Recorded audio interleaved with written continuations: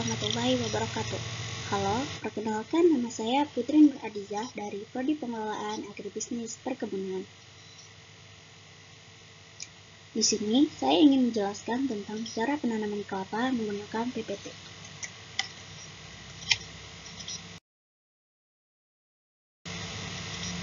Baik, sebelum kita ke cara penanaman, tentunya kita harus tahu terlebih dahulu tentang apa itu penanaman.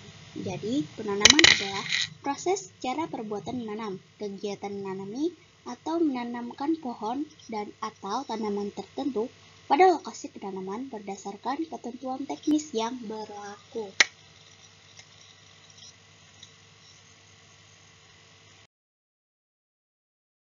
Baiklah, selanjutnya ada tujuan dan manfaat penanaman kelapa.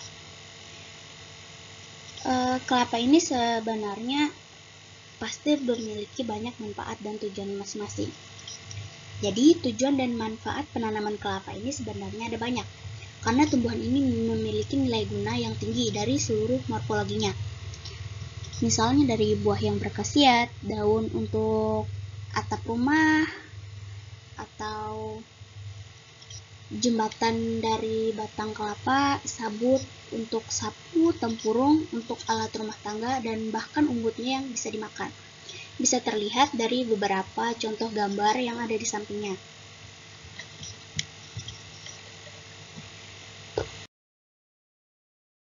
Baiklah, selanjutnya kita memasuki ke teknik penanaman. Jadi, teknik penanaman sendiri terbagi menjadi dua tahapan, yaitu pertama menentukan pola tanam dan yang kedua membuat lubang tanam. Nah, dalam pola tanam ini, jadi kita akan menggunakan sistem tanam segitiga dengan jarak tanam yang akan diberikan adalah 9 x 9 x 9 meter. Karena dengan pola ini pemanfaatan lahan dan pengambilan sinar mataharinya akan lebih maksimal. Selanjutnya kita akan membuat lubang tanam. Pembuatan lubang ini dilakukan setidaknya 1-2 bulan paling lambat sebelum ditanam untuk menghilangkan keasaman tanah. Ukuran lubang umumnya 60 x 60 x 60 cm atau bisa juga 100 x 100 x 100 cm.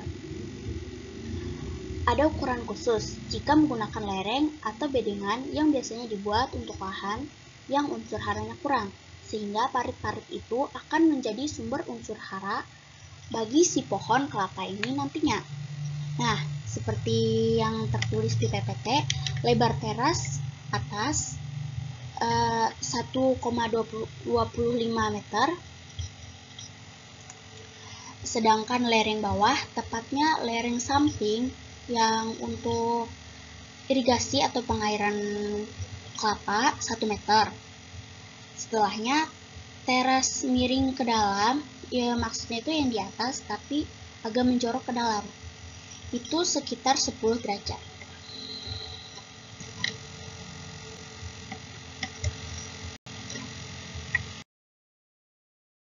Selanjutnya kita masuk ke cara penanaman. Di cara penanaman ini biasanya dilakukan di awal musim penghujan atau di ujung musim penghujan.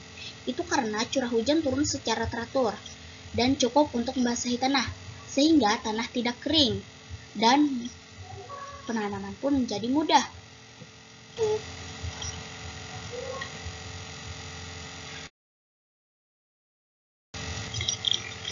Nah, cara penanaman ini ada 5 tahapan. Yang pertama, setelah lubang digali, pada setiap lubang tanah, masukkan tanah topsoil yang dicampur dengan pupuk fosfat 300 gram. Kemudian yang kedua, memotong polybag bawah melingkar, seperti di gambar. Nah, kemudian memasukkan bibit tersebut ke dalam lubang tanam. Dan potong polybagnya dari atas, lebih tepatnya dari atas sebelah samping sampai ke bawah. Seperti yang digambar, kemudian ditarik ke atas polybagnya. Maksudnya disingkirkan. Kemudian selanjutnya, setelah ditanam, jangan lupa sekitar tanah ditutupi dengan mulsa atau dedaunan atau jerami. Bisa juga menggunakan legum cover crop atau LCC agar tidak terjadi pembusukan pada sabut kelapa ketika air hujan berlebih.